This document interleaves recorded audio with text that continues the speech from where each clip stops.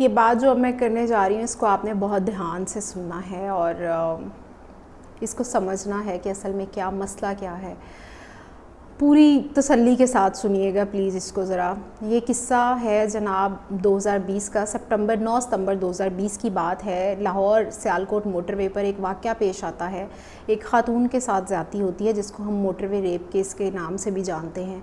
और पूरे का पूरा जो मीडिया है, बड़े मीडिया हाउसेस, बड़े सहाफ़ी, NGOs, journalist, each and everyone, सब जो हैं वो इमरान ख़ान साहब को ब्लेम करना शुरू कर देते हैं कि जनाब आप इस पे नोटिस लें और जो मुल्ज़मान हैं उनको कैफ़रे किरदार तक पहुंचाएं। और हर कोई वज़ीर आज़म पर तनकीद कर रहा है, उस वक्त का ये जो वज़ीर आज़म हैं उन पे तनकीद कर रहा है और सब कुछ हो रहा है। अच्छा, अब बात ये है कि मार्च 2021 में वो एंटी टेररिज्म लाहौर की कोर्ट जो है वो सज़ा देती है। 2 मुल्ज़मान हैं उनको सज़ा देती है और दोनों को सज़ाए मौत सुना दी जाती है। 14 साल की कैद सुनाई जाती है, 2-2 लाख के जुर्माने सुनाए जाते हैं और भी बहुत सारी दफ़ात उसमें लगाई जाती हैं।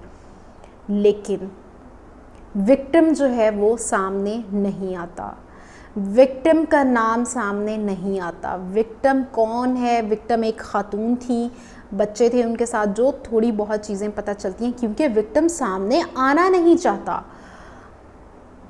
और मीडिया में भी उसको रिपोर्ट नहीं किया जाता। बट स्टिल इंसाफ भी उनको मिलता है और फिर सारा किस्सा जो भी था वो आप सब ने फॉलो किया उस केस को, सबको पता है कि वो क्या हुआ। क्योंकि विक्टिम जानता है कि मेरी सोसाइटी जो है वो किस तरह की है, मुझे किस तरह से बाद में ट्रीट किया जाएगा। वाक़या वो भी पंजाब की हुदूद में होता है, लेकिन नज़रें होती हैं वफाक पर, नज़रें होती हैं मुल्क के वज़ीर आज़म पर कि जनाब आप नोटिस लें और आप ये सारा कुछ करवाएं। आप तो मिसोजिनिस्ट हैं, आपके ख़वातीन के बारे में रिमार्क्स अच्छे नहीं हैं और ये सारा कुछ पूरे का पूरा मीडिया ये करता है। फिर जनाब आ जाते हैं 4 साल, ठीक ऑलमोस्ट 4 साल बाद 2024 में अक्टूबर में वाक़या पेश आता है। पंजाब कॉलेज का जो अब चल रहा है, वही सारे मीडिया हाउसेस, वही सारे एंकर्स, वही सारे बड़े सहाफ़ी और वही सारे वो ये डिमांड कर रहे हैं कि विक्टिम सामने तो आओ।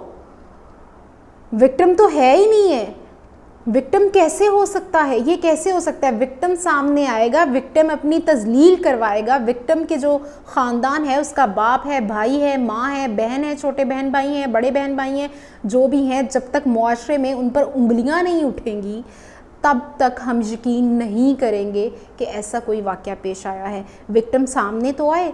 अगर विक्टिम सामने नहीं आ रहा, विक्टिम तो है ही नहीं, ऐसा कुछ हुआ ही नहीं है।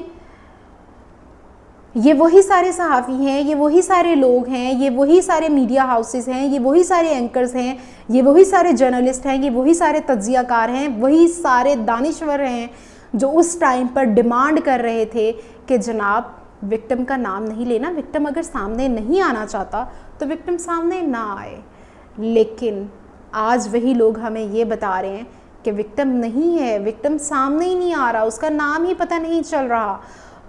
तो उस कॉलेज के जो हज़ारों स्टूडेंट्स हैं वो क्यों सरापा एहतजाज हैं? सिर्फ एक कैंपस की आप तादाद निकाल के देख लीजिए, आपको पता चल जाएगा एक कैंपस में कितने स्टूडेंट्स हैं। एक क्लास के फर्स्ट ईयर के स्टूडेंट्स, उसके सेक्शंस, उसकी subject wise, pre medical, pre engineering, general science और ICS और इन सब की ये आप तादाद निकाल के देखें, आपको खुद अंदाज़ा हो जाएगा कि कितने स्टूडेंट्स हैं। लेकिन उसके बावजूद आप सब ये कह रहे हैं कि विक्टिम जो है वो सामने नहीं आ रहा, इसलिए विक्टिम तो है ही नहीं है। क्या आप सब ये नहीं जानते कि ये मुआशरा किस तरह का है? क्या आप सब ये नहीं जानते कि सोसाइटी किस तरह की है? आप क्यों चाहते हैं कि वो सामने आए, उनकी तजलील हो, मुआशरे में उन पर उंगली उठे और वो शर्मिंदा फिरें? तब जाकर आप यकीन करेंगे कि कुछ हुआ है। और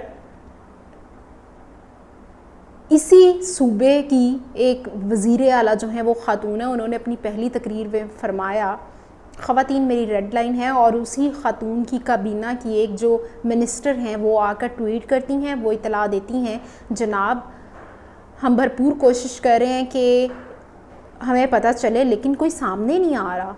कोई सामने आएगा तब हम यकीन करेंगे कि कुछ हुआ है। लेकिन वही ख़ातून अपने केसेस भुगत रही हैं, दीगर अपने सियासी मुखालिफिन के ख़िलाफ़ वो चला रही हैं केसेस और सब कुछ कर रही हैं कि जनाब ये मेरी किरदार कुशी कर रहे हैं। इस वक्त जिस शहर में ये वाक़या, मुबैना वाक़या जो पेश आया है, उस शहर की वो सूबाई दारुल हुकूमत है। वहाँ पे जो चीफ़ जस्टिस हैं उस सूबे की, लाहौर हाई कोर्ट की, वो ख़ातून है। वहाँ पर जो वज़ीर आला हैं वो ख़ातून हैं। वहाँ की वज़ीर इत्तलात जो हैं वो ख़ातून हैं। फिर उसके साथ सीनियर वज़ीर जो हैं वो ख़ातून हैं। और मतलब बहुत सारी ख़वातीन जो हैं वो हुक्मरानी कर रही हैं।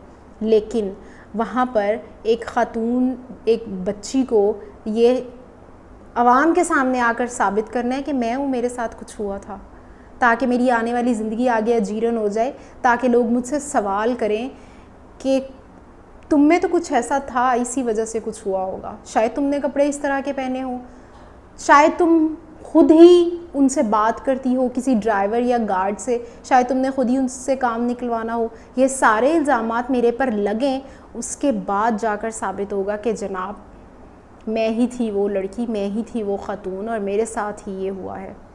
ये इतने लोग जो सरापा एहतजाज हैं, जो स्टूडेंट्स हैं, उनके साथ जो पंजाब पुलिस ने किया है ये भी आपका किया धरा है।